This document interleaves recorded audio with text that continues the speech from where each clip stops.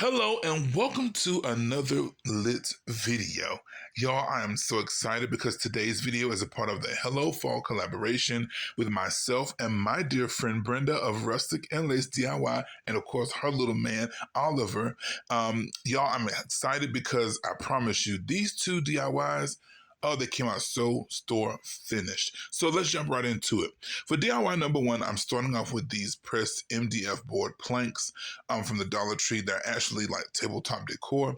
I have fallen in love with these, as you can tell, because my past few videos, I've been using them. I love these. They're nice and soft enough to be cut with my miter box and my saw, but they're hard enough to hold up and be stable with my projects.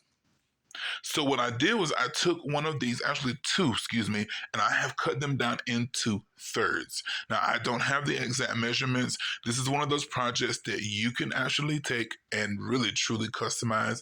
You can make it as long in width as you like or as tall in height as you like. So once I have cut these pieces down, I'm going to go ahead and remove the backing. I'm going to remove any stickers. And then I'm going to grab some of my sandpaper, and I really want to get those edges nice and smooth. Now, again, when you're crafting, little details like this is what really takes your projects to the next level. Now, once I have all four pieces nice sanded, nice and smooth, now I'm going to take some of these wooden beads from the Dollar Tree. These come from the Crafters Square section. They do have the wooden garlands now, square beads as well as the round wooden beads. Now, if you don't find these in your Dollar Tree, you can always get these off of Amazon or Temu, Joann's, even Walmart. So now what I want to do is go ahead and I want to start placing these beads with the whole sides up and down. So to place these, I started on the one end, then I started on the opposite end. Then I glued one in the middle, as you see, and now I go and I start filling in between those two spaces. Now, I felt like this would give me a more accurate way to actually place my beads, as well as giving me an accurate count of beads that I would need to use. So I wanted to take my time showing you how to do this because number one, this is so easy, so simple to do. Number two, I really wanted to show you just the method in doing this. I'm not using entirely too much glue because too much glue will just, it'll make the project look gloopy, and we don't want that. So now to attach, excuse me, the next level or the next piece of wood, now I'm just going to focus on this. I'm going to place it on top. But while the glue is really hot, I'm going to bring in two pieces of wood that have a straight edge, and I'm going to go ahead and push these together long ways, as well vertically as well as horizontally. And again, this is going to make sure that it's nice and straight and everything is nice and flush, so that our pumpkin is nice and straight from the side and not wonky. So you see, I'm just going to repeat this step until I have done this to all three sides. And of course, I'm going to leave the top blank because we are making a cute pumpkin. This project's inspiration came from the risers that I have been seeing people do for the past couple of years with the wooden rounds, and then they take the beads and put the beads on the edges and glue the other piece of wood on top, and then they paint it. That's where this inspiration came from.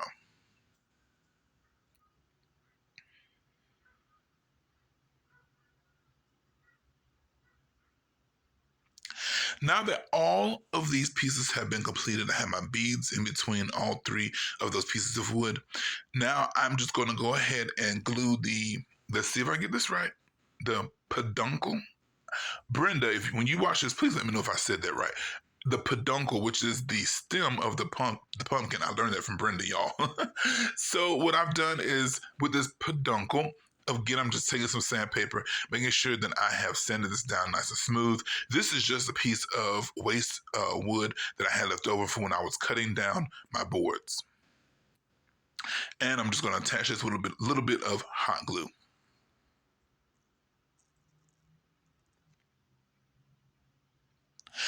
So now what I need to do is make a base for this pumpkin.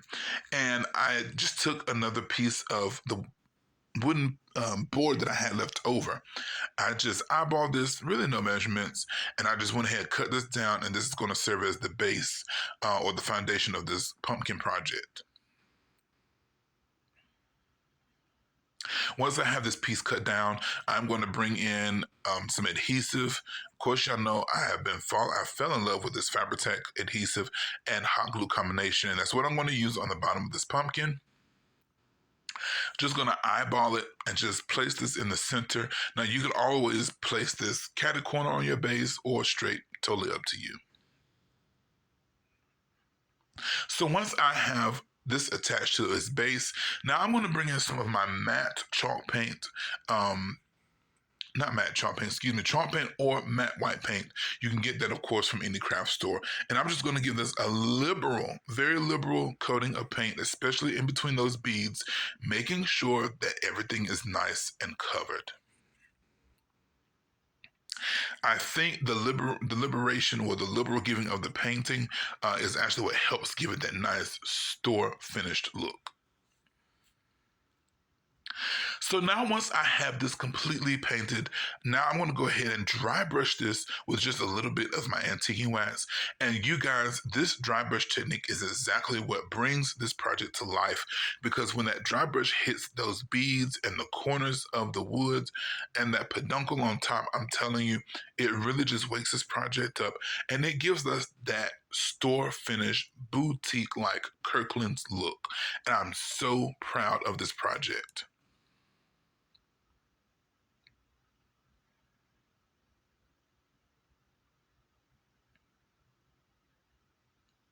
If you don't like the antiquing wax, you could always just use another gray color. You can use black. Oh, I bet this will be beautiful dry brushed in black as well. Again, as I always say, take this project, customize it, make it to your own. As always, too, another hint, when I'm dry brushing, I always aim for the corners. Well, this is how this project turns out. Let me know down in the comment section how you think this project turned out. So let's move on to project number 2. I have this piece of wall art that I got from our church rummage sale. This is an old Big Lots piece, like old Big Lots piece. I noticed that the artwork itself was peeling away from the nice solid wooden piece that made it the wall art decor. So what I'm going to do is go ahead and just remove as much of that as I can. You could actually go ahead and bring in some water just to dab to make sure that that glue and the paper release from the wooden piece, but I didn't feel like doing that because once you see what we're making, I don't really think there was any need. So once I have removed as much of this paper as I can, now I'm going to go ahead and take my sandpaper and I'm just going to go ahead and remove even more of that paper. Y'all, I know my lighting is bad. I'm working on that. That's all the more reason for you all to subscribe, like, and comment, because that helps me get further in the game with YouTube. They notice me a little bit more, and you know what? They start monetizing. So help me help you, y'all. So anyway, what I have done with this piece now, I flipped it over, and I'm just going to remove the hanging apparatus from the back and any unnecessary staples as well.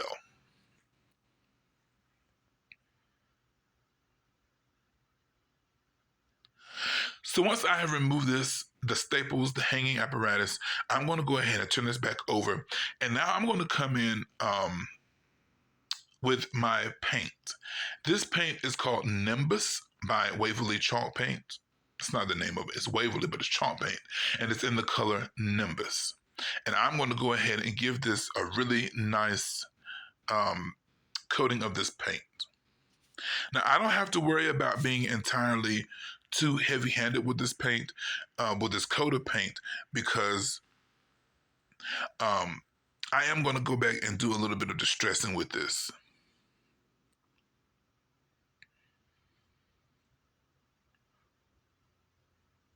You guys, I find something so therapeutic about hand painting.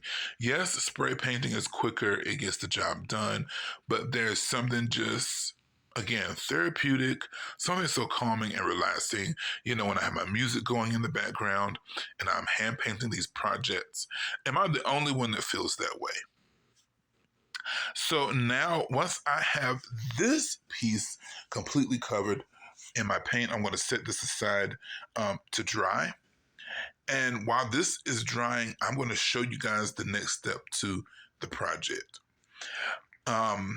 Well, I guess I got out of order with that. I'm going to bring in one of these candlestick holders from the Dollar Tree, and I'm going to just hot glue this right in the middle.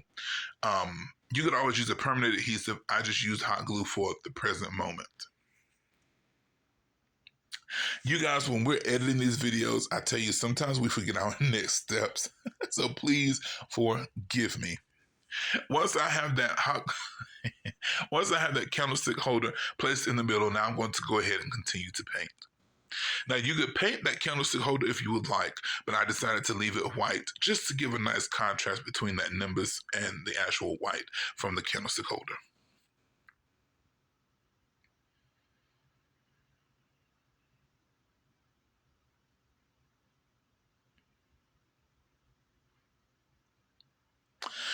So now I will finally set this aside to dry. And I'm going to bring in these two baskets, but I want to show you this one first. This basket came, of course, from the Dollar Tree, and I had this left from the spring Easter season. So I'm going to go ahead and actually start to prepare this to be used in my project. And my first step of preparation is to remove this ribbon, this blue and white polka dot ribbon. Now, I was thinking that I could remove this with my scissors. However, I found that if you just take your weeding tool from your Cricut machine, or your off-brand one from the Dollar Tree, this actually will help you just pull this ribbon right out of the weaving of the basket. And you can see how quickly I moved along, just boom, boom, boom, removing this.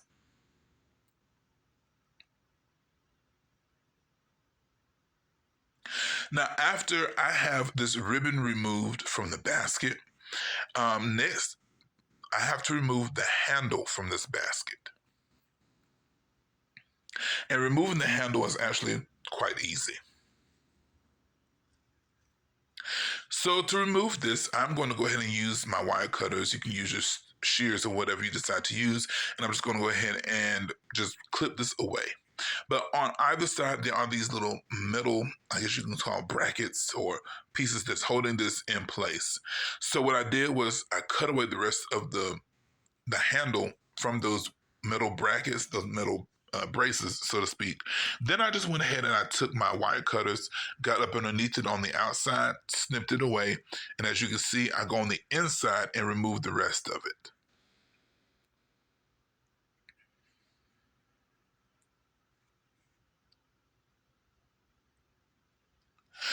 So now I'm going to paint these two baskets in my Nimbus paint again.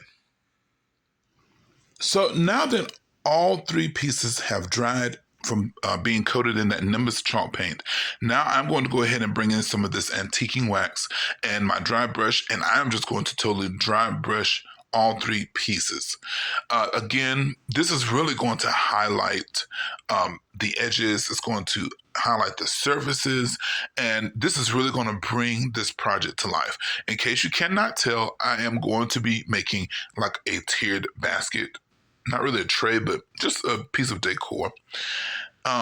Again, you can see here with this basket how the grooves and the weaving of the basket just really come to life when I use this dry brushing technique.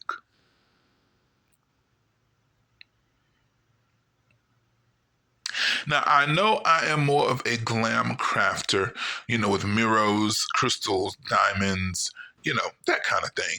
But for the fall season, I really love to embrace that rustic feel. I love to embrace the colors of fall. And this year, for some reason, that neutral color palette has really just piqued my interest. However, I will still be using the traditional fall colors though. So now that all three pieces have been completely painted and dry brushed, now I'm going to bring in a little bit of hot glue and I'm going to place my larger basket on top of that candle holder. And I am just going to go ahead and apply a lot of pressure to this, making sure that it is nicely adhered to that candlestick. So now to add more height to this basket so that my smaller basket can go on top, I'm going to bring in two candlestick holders this time. This bottom candlestick holder, it doesn't even matter what kind it is because it's not even going to be seen, and you'll see that in just a moment. Once I have the first candlestick holder glued down into place, I'm going to glue the second one into place. So now I want to show you how I'm going to go ahead and start filling this basket. This is just some leftover styrofoam that I had from a package or something that I purchased. Anyway, you could use leftover styrofoam pieces like this, or you could even fill it with newspaper, tissue paper. If you bought a new pair of shoes, you know, it comes with the paper on the inside of the shoes. The point is you could fill your basket with anything. And now to actually cover this, I am using this reindeer moss. You guys, I have fallen in love with this reindeer moss. I love the different shades of green in it. I love the look of it and I love the texture of it because honestly, I hate Spanish moss and I cannot stand floral moss. But this reindeer moss, y'all, I'm telling you, it is where it's at. So now what I'm going to do is, once I have filled this basket, now I'm going to take some of this reindeer moss again, and I'm just going to go ahead and start placing this around the base of the bottom candlestick holder. And this is going to give our base a little bit of interest and bring in some of that greenery just to tie everything together.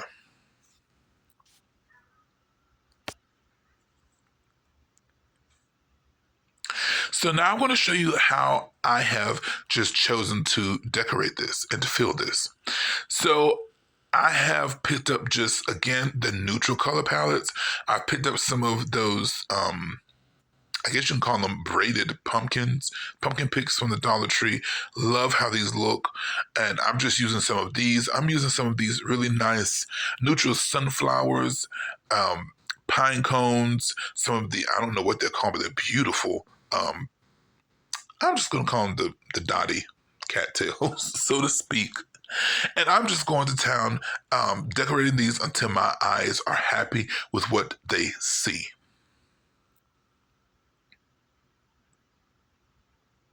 And I love this basket centerpiece because with some of this, imagine if you take some of your hanging greenery and just take some of those pieces and have it just hanging off the side of your basket. Even if you use like the faux grapes, y'all remember how we used to do that back in the day? I think that would be totally awesome and gorgeous in this piece. I'm also using some of the smaller faux pumpkins from the Dollar Tree that come on that long, thin stick. You just break that off and you can put that down on the inside. Now, one thing to remember is when you are placing your pieces into the basket, make sure that you cut your stems and your pick dowels, quote unquote. That's the best thing I can think of right now to call it. Make sure you cut those long enough so that you can stick them down into your foam so that it, you know, when you move your piece, that it just does not go cattywampus and things go flying off. So now I'm showing you, I'm just simply adhering now the second basket, not box, basket to the top. And again, I'm bringing in my reindeer moss, creating a bed for my pumpkins and my decorations. And you guys, I cannot be happier with how this project turned out. Sorry about being out of the camera frame. But again, I am using those neutral color decorations. Again, the pumpkins, the flowers, even if you find those nice acorn picks from the Dollar Tree, those would be nice in this as well. Even imagine if you use the traditional fall colors in this. Hey, you could even use the navy blues and the oranges. Some people use pinks. The choice is completely yours. Well, you guys, this is how my two projects turned out. I could not be happier. I think this basket centerpiece, it is really talking, y'all, and I'm loving what it's saying. I love the dry brush effect on the sides of these baskets. I think it really brings it all together. And you guys, these pumpkins, well, this pumpkin, I am totally in love with this. Well, we've come to the end of the video. And I hope that you have enjoyed this video as much as I have enjoyed bringing it to you. Make sure that you go check out Brenda's video. I will have that link down into my description box below. You guys, leave me a comment. Let me know which ones that you liked the best. Me personally, I like both of them. Well, as usual, my prayer for you is that you continue to stay blessed. You continue to stay healthy. Until next time, be blessed in Jesus' name. Bye-bye.